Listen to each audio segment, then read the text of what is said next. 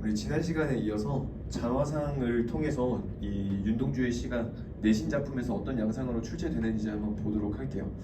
지난 시간에는 우리 쉽게 쓰여진 시 봤었고요. 사실 뭐 쉽게 쓰여진 시나 자화상 외에도 참외로 기타 등등 다른 여러 시들이 윤동주 작품들이 이 내신 교과서에 등재가 되어 있고, 더불어서 이 같은 시대적 배경을 공유하는 다른 시인의 작품이 이 본문에 출제가 됐을 때 학습 활동에 있는 작품이다, 혹은 그냥 외부 작품으로 출제되는 경우도 꽤 많이 살펴볼 수 있죠. 그리고 비교적 가까운 기출에서 우리가 윤동주의 작품, 바람이 불어라는 작품 찾아볼 수도 있었고요.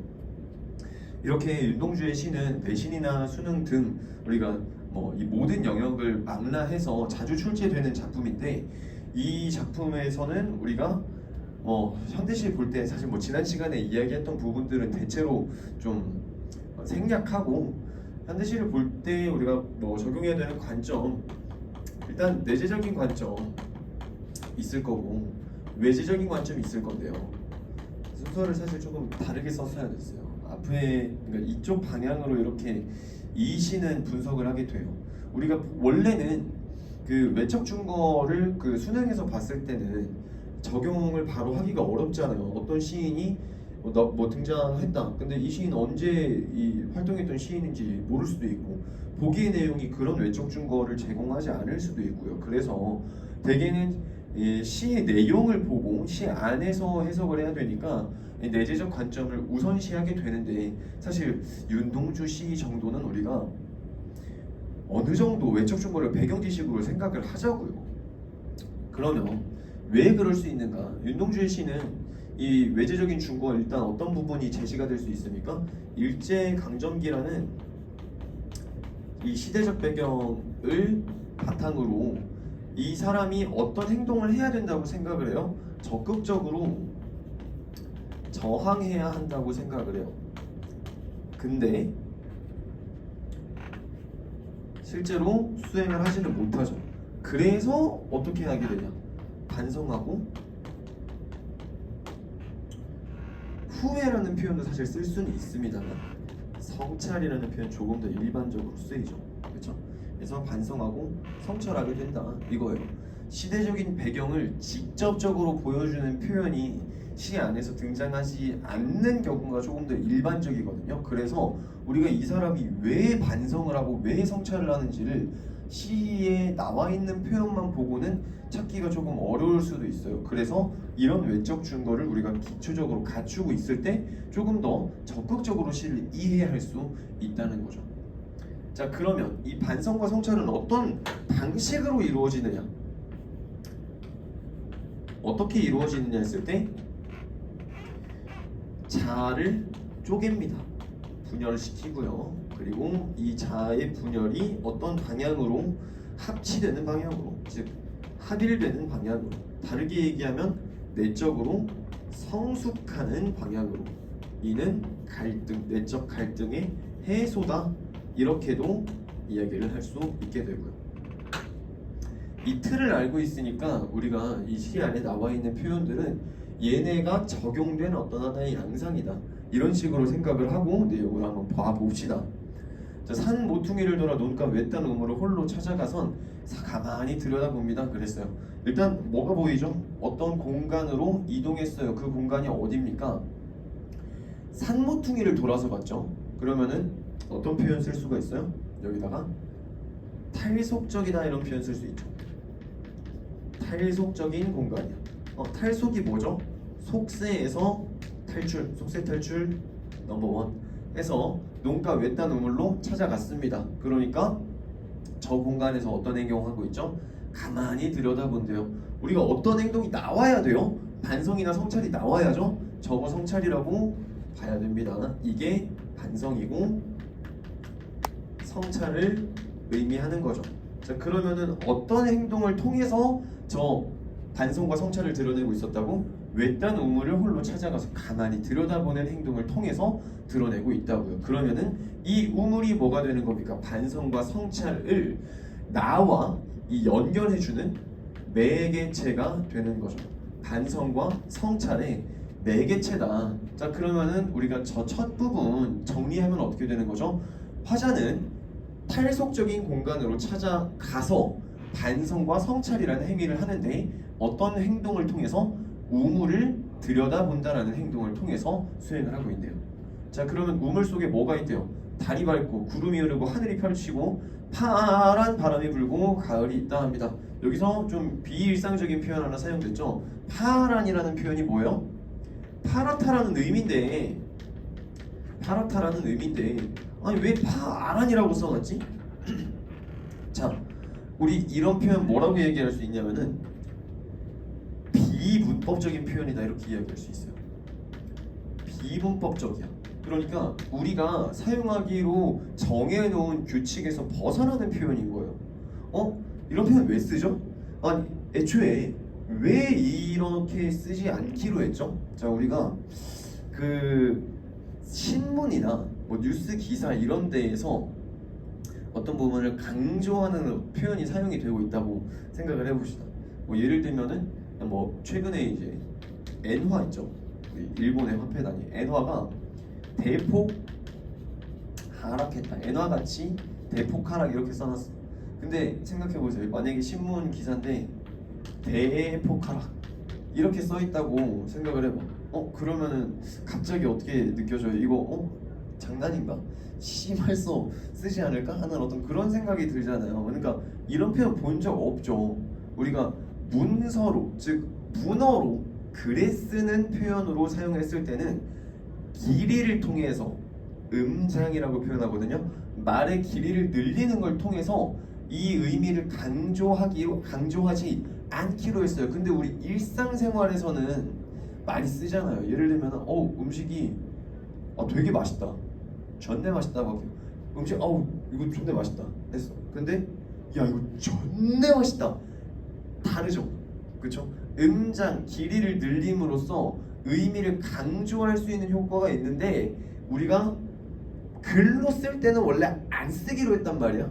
근데 시는 뭐야? 말하는 사람이 우리한테 전달해 주는 거잖아.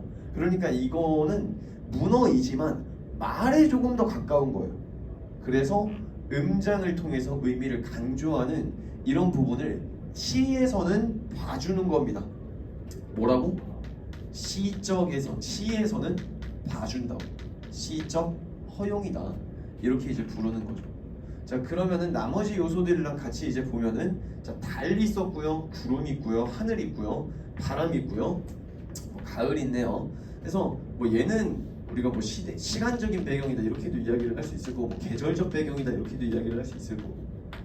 그러면은 앞에 나온 저 논가 외딴 우물이 있는 저 공간은 뭐 공간적 배경이다 이렇게도 이야기를 할 수 있을 거고요. 근데 일단은 얘네들은 전부 뭡니까? 자연물들인데 이 자연물로 구성되어 있는 요소가 결국 뭡니까? 우물 안에 있는 공간이죠. 그렇죠? 우물 안에 있는 공간을 자연물을 병렬적으로 나열해서 제시하고 있다. 이렇게도 이야기를 할 수 있을 거고요. 그리고 이 자연물들 전부 어떤 속성 가지고 있어? 전부 다 긍정적인 속성 가지고 있다. 이렇게도 이야기를 할 수 있어요. 왜? 밝고 그리고 뭐 바람에다가도 여기 파랗다 이렇게 표현했는데 파랗다 하면은 시각적으로 어떤 느낌 줍니까? 굉장히 쾌청한 그런 느낌을 주잖아요. 그렇죠? 그래서 얘도 뭐 밝은 달이랑 같은 맥락에서 긍정적인 표현이다 이렇게 볼 수 있을 거고요. 바람이 분다라는 표현이 어떻게 보면은 그 윤동주의 시에서 전반적으로 부정적인 뉘앙스로 사용되는 경우들이 종종 있다 보니까 여기 지금 나와 있는 애들이 전부 공통적인 속성을 가지고 있지 않다고도 생각할 수 있지 않을까요? 라는 질문했다. 당신은 문학을 보는 눈이 매우 좋다. 하지만 우리가 지금 만약에 얘만 그런 이질적인 속성을 가지고 있다면 다른 대상들이랑 이렇게 나열해서 두지 않았을 겁니다. 그래서 여기서의 바람은 방금 봤던 것처럼 파란 바람, 쾌청한 바람이라서 긍정적인 속성을 가지고 있다고 볼 수 있을 거예요. 이 부분은 좀 중요하죠. 왜? 어떤 단어, 어떤 시여도 절대적으로 하나의 의미만을 모든 시에서 다 가지지는 않는다는 부분이 이 부분을 통해서 드러납니다. 그래서 얘는 전부 긍정적인 요소들인데, 그리고 한 사나이가 있습니다. 했어요. 병렬되어 있으니까 저 사나이 얘랑 똑같이 좋은 거 아니야? 어떤 속성이 부여되어 있는지 볼까요? 어쩐지 그 사나이가 미워져 돌아간대요. 화자가 저 사나이한테 비추는 태도는 어떻다? 밉다 그랬어. 그러면은 저 사나이만 어떤 대상인 거야? 앞에서 나와 있는 자연물들이랑 다르게 이질적인 대상인 거죠. 혼자만 다른 속성을 가지고 있는 대상인 거야. 근데 우리가 지금 우물 속을 들여다 보니까 얘네들이 있었고 저 사나이가 있죠. 만약에 우물 속에 있는 사나이가 내가 아니야. 그러면은 바로 이제 공포영화죠. 그러면은 가위잖아. 그렇죠? 저 사나이가 누굽니까? 나입니다. 저 사나이가 나야. 아까 얘기했던 자아의 분열, 자아의 분열이 일어나고 있는 거죠. 자, 근데 돌아가다가 생각하니까 그 사나이가 어떻게도 느껴져. 가엽게도 느껴져. 불쌍하다 이거야. 그쵸? 이거 뭐라고도 얘기할 수 있어? 자기 연민이다. 스스로에 대해서 불쌍함을 느끼고 있잖아요. 그쵸? 자기 연민. 여기서는 자기 연민 앞에 좋은 의미라고 생각을 하시면 되겠어요. 왜? 미워져서 돌아가다가, 즉 미워서 하는 행위가 돌아가는 건데, 가엾어서 하는 행위가 도로 가서 들여다보는 거잖아. 그쵸? 그러니까 결과로서 이끌어내는 행동이 반대되죠. 그러면 그 행위가 뭐로 인해서 유발됐는지를 봤을 때 이 두 단어가 밉다와 가엾다가 서로 상반되는 의미 혹은 태도다, 이렇게 생각을 할 수 있어야 된다는 거죠.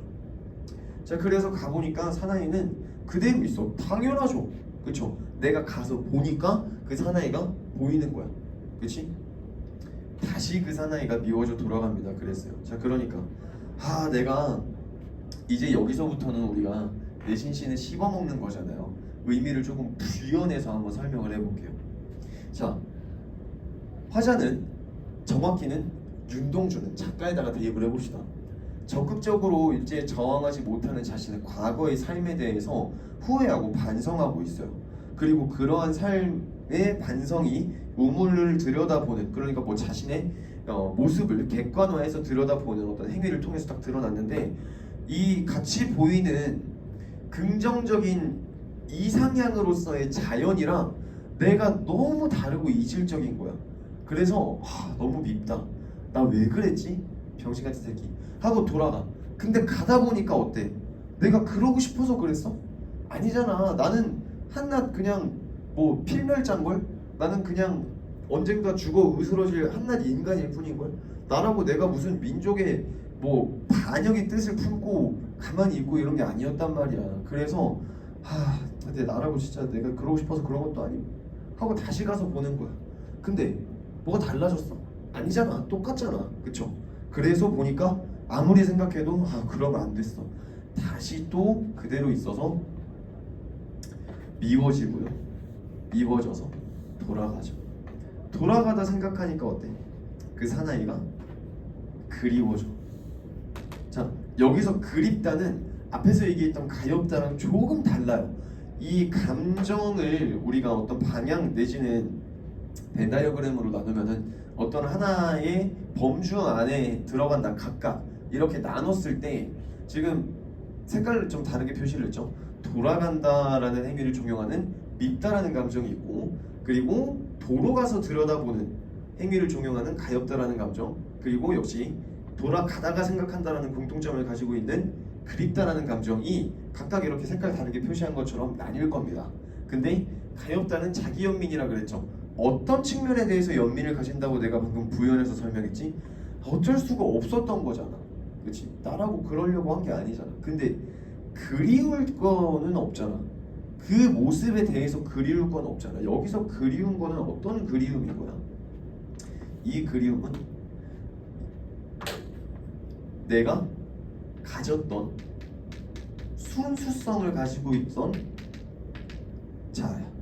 순수성을 가지고 있던 자아로서의 이 사나이가 그립다라는 거죠.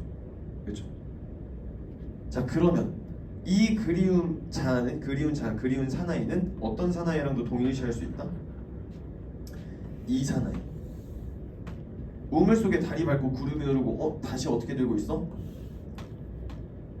반복해서 등장하고 있는데 똑같이 반복되지 않았죠? 변형됐죠? 그래서 변주하고 있다 이렇게도 이야기를 할 수 있고 변주돼서 나온 얘가 자 우물 속에 다리 밟고 하늘이 펼치고 쭉 똑같이 나온 다음에 그냥 사나이가 아니라 추억처럼 사나이가 있어. 자 그리움이 추억이지 그쵸? 그러면은 이 추억 같은 사나이가 어떤 사나이? 순수성을 가지고 있던 사나이. 이제 거울이 아니라 우물을 들여다보면 보이는 사나이는 어떤 사나이인 거야? 저 순수성을 가지고 있던 사나이. 과거의 모습은 변하지 않았어. 내가 즉 우물을 들여다봤을 때 보이는 사나이의 본질은 똑같거든. 내가 과거를 돌릴 수는 없잖아. 근데 이제 어떤 면을 보기로 한 거야? 순수했던 자아의 면을 보기로 한 거야. 그러니까 뭐야? 내가 그때 왜 그랬지? 지금이라면 이제 안 그럴 텐데 이제 안 그래야 되는데 하는 이 두 자아의 분열이 해소된 거죠. 야 그럴 게 아니라 옛날에도 나는 이런 순수한 자아가 있었잖아. 지금 내가 보이는 자아가 그 과거의 순수한 자아면 되는 거잖아.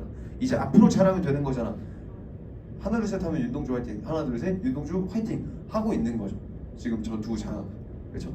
자 그래서 합의를 이뤄낸 이 성숙한 내적 갈등이 해소된 자아로 시가 마무리되고 있다. 그래서 이 시는 자체로서 내적 갈등의 과정을 보여주고 있고 그 과정은 어떤 방식으로 해소되고 있다. 이렇게 이제 이야기를 할 수 있을 겁니다. 그렇죠? 자 그러면은 얘가 이제 문제화 되었을 때 어떤 방식으로 문제화가 되는지 봐보도록 할게요. 이거 내신 문제고요. 출제된 문제입니다만. 자 정답을 고르는 거는 정말 쉬운 일이 돼요. 열거법과 촉각적 심상을 사용하여 순수한 자연의 모습을 표현하고 있다 했어요. 촉각이 있었어? 촉각이 없었잖아요. 그쵸? 파란 바람이 불고 시각이죠. 밝고 시각이죠. 나머지는 뭐 감각적 표현이라고 볼만한 부분이 마땅히 없다. 끝이야. 끝이야. 자 그러면은 촉각 없으니까 적절하지 않은 거 끝. 자 근데 나머지 선택지들이 만약에 헷갈리게 한다면 여러분들은 여기 나와 있는 이 선택지에 표현되어 있는 개념들을 몰라서가 아니라 이런 식으로 표현된 걸 매치를 못해서 그런 거야. 여러분 머릿속에 전부 있는 개념이 돼야 돼요. 자 유사한 통사구조의 반복을 통해 의미를 강조하고 운율을 형성하고 있다. 유사한 통사구조의 반복 다르게 얘기하면 뭐지? 대구법이죠. 대구법 쓰이고 있다 하면은 뭐 그대로 의미 이해해도 될 거고 아니면 그냥 유사한 통사구조의 반복이라는 표현도 일종의 개념이기 때문에 똑같이 이해를 하셔도 될 겁니다. 자 그리고 외딴 홀로 가만히라는 시어를 통해 자신의 내면을 들여다보는 화자의 모습을 엿볼 수 있다. 자신의 내면을 들여다본다라는 표현 역시 성찰이라는 표현으로 똑같이 대치될 수 있을 거고 앞에서 정말 여러 차례 봤었죠. 이연의 우물 속에 담긴 대상들은 화자가 지향하는 세계와 관련이 있다. 이상향이다 이렇게 이야기를 할 수 있죠. 해서 자연물 병렬에서 이상향 보여주고 있다 얘기했었고요. 6년은 이연을 정층적으로 심화한 화자의 내적 성숙 과정을 보여주고 있다. 역시 내적인 성숙 갈등의 해소 등 다른 표현으로 대체될 수 있다는 거. 자 근데 어떤 문제가 또 나오냐면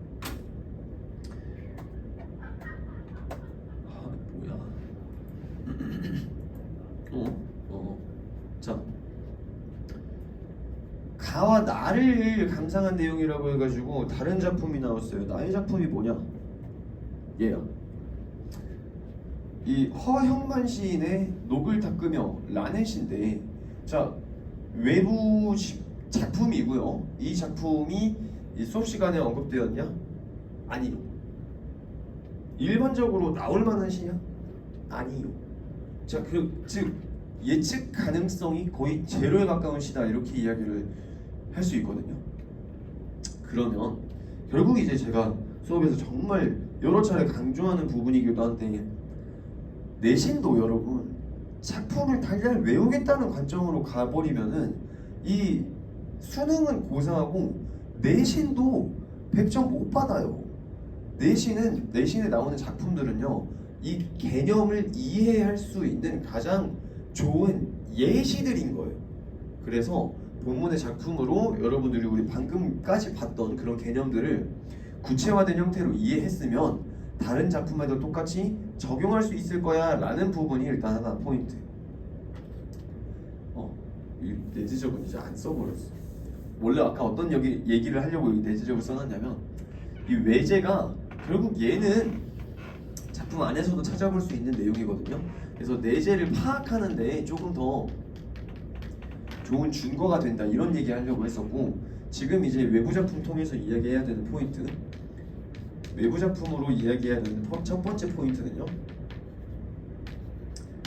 방금 이야기한 겁니다. 자, 우리가 본문을 통해서 구체화된 개념의 적용입니다.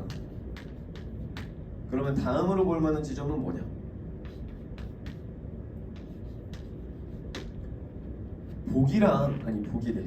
본문의 시랑 이 외부 작품은 결국 비교되는 문제죠. 그렇죠? 비교라는 개념, 공통점을 기준으로 뭐가 발생하는 거야? 차이점이 발생하는 거야. 공통점을 기준으로 발생하는 차이점을 파악하면 돼. 윤동주의 시를 가지고 할 법한 얘기는 제일 일반적인 게 뭐야? 방금까지 본 반성이고 성찰이고 자아의 분열이고 뭐 이런 얘기겠죠. 자, 그러면은 그런 비슷한 얘기가 있는지 한번 봅시다. 새로 이사를 와서 형편없이 더럽게 쓰러있는 흑갈색 대문에 녹을 닦으며 내 지나온 생애에는 끝났잖아. 내 지나온 생애 했어. 이미 자신의 삶을 돌아보고 있죠. 지나온 생애 얼마나 지독한 녹이 쓰러있을지 했습니다. 얘가 뭐인 거야? 반성과 성찰의 대상이 되겠죠. 과거에 저지른 오점들, 줄여서 과오. 자, 부끄럽고 죄스러워 손이 아닌 줄 몰랐다. 뭐 감정 직접적으로 나와 있네요. 부끄럽다, 죄스럽다. 자, 나는 대문의 녹을 닦으며 내 깊고 어두운 생명 저편을 보았다 그랬어. 대문은 진짜 있는 거죠. 내가 지금 이사 와가지고 흑갈색 대문이 있고 거기에 이제 녹을 닦고 있는 거잖아. 근데 얘를 통해서 뭘 한대? 내 깊고 어두운 생명의 저편을 본대. 이거 무슨 얘기야? 이 행위가 뭘 유발하고 있어? 이 반성과 성찰을 유발하고 있다 이거죠. 그러면은 우리가 이제 문제를 보기 전에 이미 뭘 생각을 할 수가 있습니까? 저 대문이 우물이고 우물을 들여다보는 행위가 성찰이었듯이 대문이 우물과 같은 거고, 그리고 똑같은 얘기겠죠. 자, 그리고 저 녹을 닦는 행위가 결론적으로 성찰이 되겠구나, 이렇게 이제 볼 수 있는 거죠. 자, 계속해서 보면요, 그러니까 공통점 찾았죠. 둘 다 반성하고 있고 성찰하고 있어. 그리고 반성과 성찰이 구체적인 행동을 통해서 드러나고 있고. 자, 비늘처럼 총총히 돋쳐있는 회한의 슬픈 역사, 그것은 바다 위에서 혼신의 힘으로 일어선 빗방울. 여러분들이 이 시 처음 보는데 어떤 준거도 없이 얘가 어떤 의미인지 바로 해석이 된다. 알아서 하세요. 님은 혼자 공부해도 1등급 나오는 그런 사람일 거야. 근데 어려우니까 패스해. 우리가 지금 찾아봐야 되는 거는 뭐야? 공통점 찾았으니까 차이점 찾아야 될 거잖아. 쭉 가봅니다. 만세의 수많은 불면의 촉수가 노을 앞에서 바람에서 철없이 울먹였던 보얀 사람까지 바로 내 영혼 깊숙이 칙칙하게 녹이 되어 쓸어 있음을 보고 그랬어. 성찰했어. 손가락이 부르트도록 온몸으로 문지르고 있었다. 성찰하면서 끝났네? 이 녹을 닦는 행위가 성찰이었는데 계속 문지르고 있어. 성찰하다가 끝났어. 뭐는 없어? 자아의 합일로 이루어지는 내적 성숙은 없어. 그러면 문제에서 볼까요? 자, 돌아보고 있다. 기본적인 내용이었죠. 그렇죠? 성찰하고 있어. 우물과 대문 모두 매개체 역할을 한다. 우물과 대문 동일시할 수 있었지. 자, 시적 효과를 위해 맞춤법에 어긋난 표현을 사용하고 있다. 내가 굳이 나시에서 언급하지 않았어. 있었는데 왜 언급하지 않았냐면, 여러분들이 이런 미시적인 거에 집착하시면 안 돼요. 저 선택지를 보고 굳이 가서 확인하지 말고 내가 지금 찾아야 되는 게 뭐지?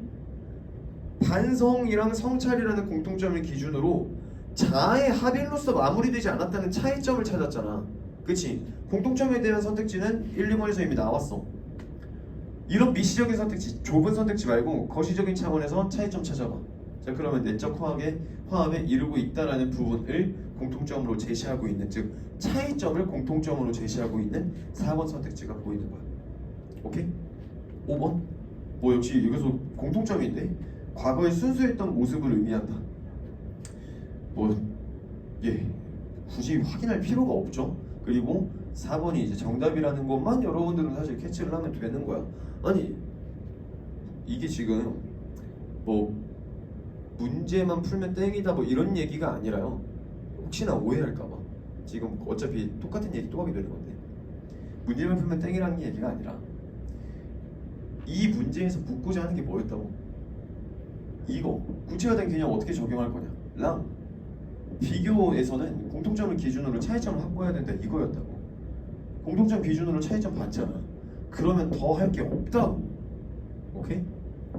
자, 그래서 준비한 이 작품은 여기까지입니다. 문제는 여기까지 이제 볼 거고, 오늘 한 내용이 이제 정리해서 이야기하면 사실 제일 중요한 거 하나만 마무리로 얘기하겠다는 거예요. 내신을 학교 선생님이 이야기하는 거 당연히 중요해요. 학교 선생님이 뭔가 이 본인만의 어떤 해석을 제시한다. 그거는 문제가 됐을 때 내가 보완을 해줄 수가 없어. 어떤 학원 선생님도 그거를 완벽하게 보완해주기는 어려울 거야. 그러면 그건 학교 선생님 말씀 잘 들어야겠죠.